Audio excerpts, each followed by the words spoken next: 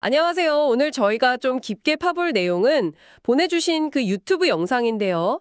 서울회생법원의 법인 파산 실무가 좀 바뀌었다는 내용입니다. 네, 안녕하세요. 특히 중소기업 운영하시거나 이런 법률 절차 쪽에 관심 있으시면 오늘 내용이 도움이 될 것 같습니다. 뭐가 어떻게 달라졌는지, 그 의미는 뭔지 핵심만 좀 짚어보죠. 네, 맞습니다. 이번 변화가 특히 그 서울회생법원을 중심으로 봤을 때 이 법인 파산 절차가 훨씬 더 실용적으로 바뀌고 있다는 걸 보여주거든요. 실용적이요? 네, 비용 부담 줄이고 절차도 좀 간소화하고 그런 점들이 눈에 띕니다. 아, 비용 얘기하니까 딱 생각나는 게 그 예납금. 이게 가장 먼저 눈에 띄는 변화 같은데요. 예전에는 부채 규모 따라서 막 500만 원에서 많게는 2천만 원 이상까지도 내야 했잖아요. 그렇죠. 상당히 부담됐었죠. 근데 이게 확 줄었다면서요? 네, 맞아요. 정말 대폭이나 됐습니다. 이제는 그 부채 100억 미만 기업은 그냥 일괄 500만 원이에요. 와, 100억 미만이 전부 500만 원이요? 네. 영상에서도 나오지만 사실 대부분의 중소기업이 이 구간에 해당하거든요. 그러니까 문턱이 확 낮아진 거죠. 그러네요. 진짜 신청하기가 훨씬 수월해졌겠는데요. 그렇죠. 그 100억에서 300억 사이는 1,000만 원, 300억 넘어가면 1,500만 원 이렇게 조정됐고요. 이게 그냥 돈 아낀다는 차원을 넘어서 좀 힘든 중소기업들이 마지막으로 정리할 기회라도 좀 쉽게 가질 수 있게 됐다는 데 의미가 크다고 봅니다. 비용 말고 또 다른 변화는 없나요? 그 대표이사 신문 방식 같은 것도 좀 달라졌다고 들었는데요. 예전엔 막 법정에 나가야 하고 그랬잖아요. 아, 네. 그것도 아주 중요한 변화죠. 예전에는 진짜 대표이사가 법정에 출석하는 경우가 많았는데 이제 그게 원칙적으로 바뀌었어요. 어떻게 바뀌었는데요? 일단 서면으로 질문지를 먼저 제출하게 합니다. 한 70개에서 80개 항목 정도 된다고 하더라고요. 아, 서면으로요? 네, 그걸 법원에서 보고 특별히 문제될 만한 게 있거나 좀 더 물어볼 게 있을 때만 대표를 부르는 거죠. 영상에서도 그 수백 명 채권자 있던 여행사 같은 아주 예외적인 경우 아니면 이제 법정 신문은 잘 안 한다고 하더라고요. 와, 그럼 대표이사 입장에서는 시간도 그렇고 부담도 훨씬 줄겠네요? 그렇죠. 절차가 간소화된 거죠. 아, 그리고 파산 선고 방식도 재밌어요. 선거 방식이요? 네. 그건 또 어떻게 바뀌었는데요? 이게 원래 코로나 때 비대면 때문에 시작했던 건데 이제는 아예 정착이 됐어요. 화상 선고. 화상이요? 법정에서 안 하고요? 네. 판사님 그리고 이제 관제인이라고 파산 절차 관리하는 분 있잖아요.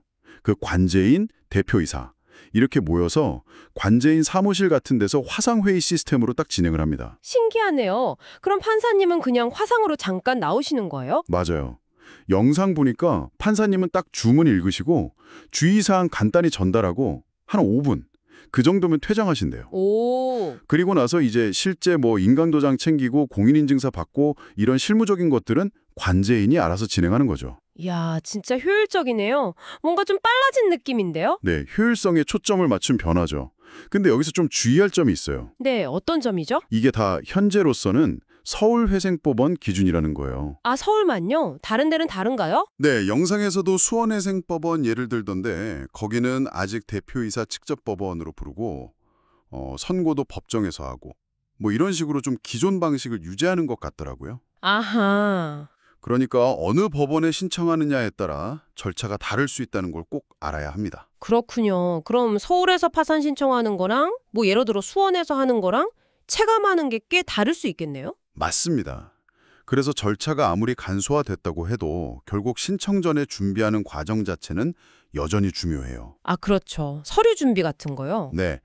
영상에서도 변호사 업무의 거의 90%가 신청 전에 서류 준비하는 거라고 하잖아요. 정관, 주주명부, 재무상 대표, 자산 목록, 채권자 목록.